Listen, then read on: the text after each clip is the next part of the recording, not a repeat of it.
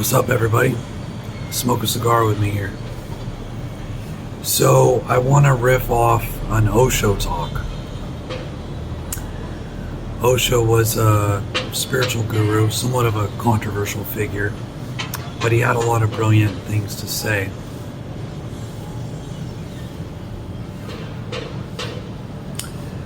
So, he has a talk where he basically, I'm paraphrasing, but he basically is getting at the idea that all you can do is be yourself.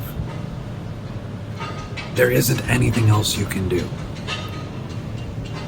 So, like, a tiger can't go be a turtle. I mean, it can only be a tiger. So, really, the only choice you have is to be yourself fully or to be yourself partially. Or said in another way, you have the choice to embrace your full self or to ignore and suppress aspects of yourself. That's it. That's all there is. You can't be something that you're not.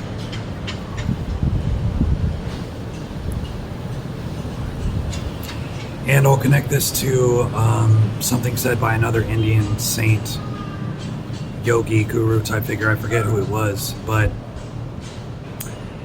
he basically said, if you were designed in a flawed way from the start, then you would not even be able to detect your own design flaws. Think about that. If God or Source or whatever created you designed you flawed from the beginning, then you would not even be able to detect your own flaws, because you would have to have a proper design to even be able to detect the design flaws. So once again, what this leads us to is you really can only be yourself. You don't even necessarily have the capacity to know if aspects of yourself are a flaw or a feature. So really what you can do is be yourself. Now, Osho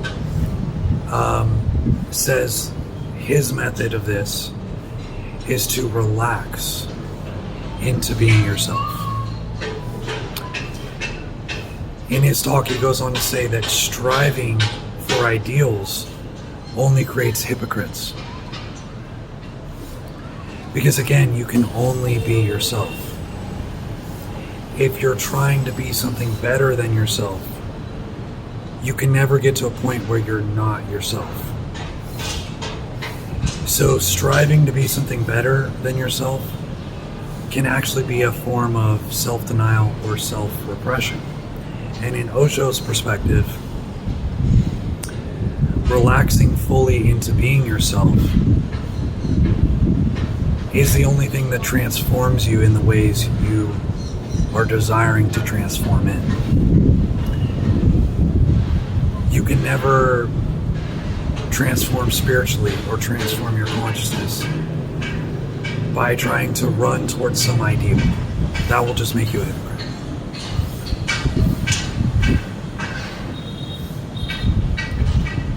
Because some of the time you'll be able to meet the ideal and some of the time you won't. But if you hold that idea in your head that you're always supposed to be that way, you'll just end up being in denial or delusion or pretending that you're always meeting the ideal when you're not, or trying to maintain that image of yourself so other people buy into it. These kinds of things. And he was saying, in his opinion, India has suffered from that greatly. People had all these spiritual ideals and then they try to fast all the time or meditate all the time or abstain from all pleasures in life or this, that, and the other. And they end up just being miserable or sort of being fake, being inauthentic. Whereas from his perspective, the real spiritual growth is in fully being yourself in every aspect. And only through that process, if any transformation needs to occur, it will. But if it doesn't need to occur, it won't. because sometimes your flaws are actually your features. That's actually what's amazing about you. That's actually what's going to allow you to connect to others in a deep, amazing, maybe even mystical way. You're just not seeing that at the current time. So this is kind of more of a Taoist perspective. I see Osho as more of a Taoist in his spiritual leanings. Taoism talks about the way of effortlessness. Relax into spirituality. Relax into being yourself fully in every aspect. And Osho explains this actually takes courage. This is the only way you're not running away from any aspect of yourself. You're relaxing into being fully aware of all of it. Something to consider.